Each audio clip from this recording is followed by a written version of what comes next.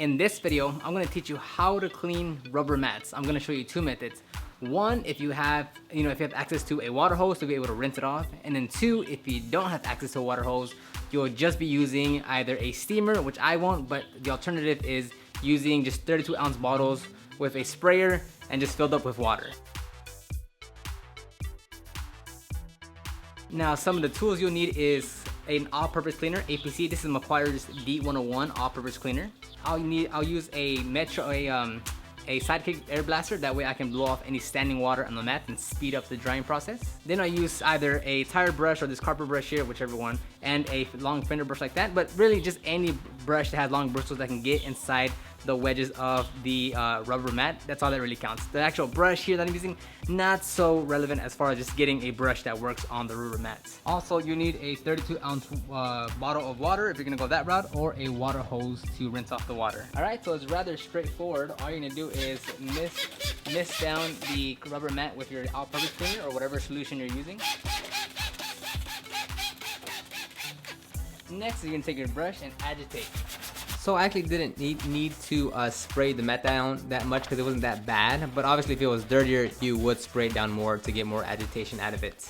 Now, if you didn't have a hose to rinse this off, you literally just take your 32-ounce sprayer and literally spray some of that water off. Spray some of that solution off.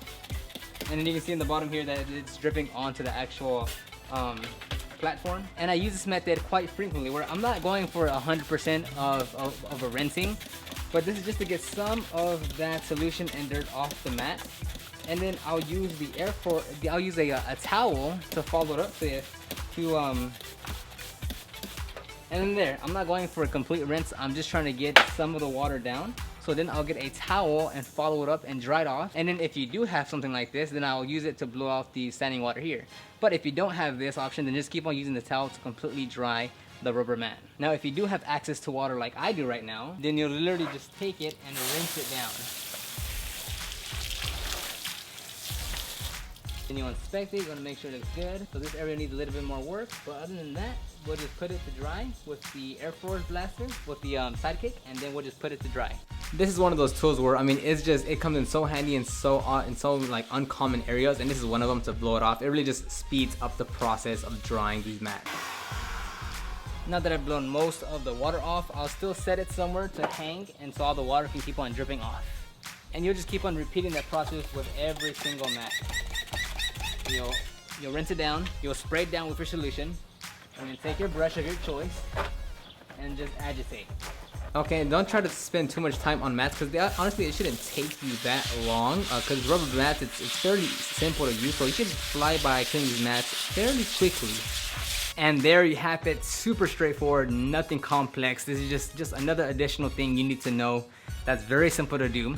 Whether you have access to water or you don't, it's nothing that's gonna give you headaches. Now, of course, if it's a really old rubber mat and it's tan and it's just brown and ugly and just it's been 10 years since they've cleaned it, is it gonna get 110% back to brand new looking?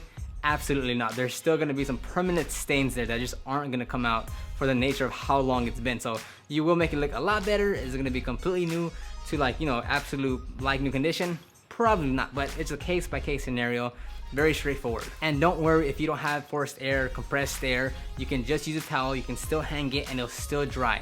And if you know that the rubber mats are really bad, maybe you should plan on doing that in the beginning of the detail, that way you have plenty of time for those mats to dry. You'll still clean it, you'll still rinse it down with your 32-ounce spray bottle if you don't have access to water. You'll dry it with a towel and you'll place it on a rubber mat, somewhere to hang it.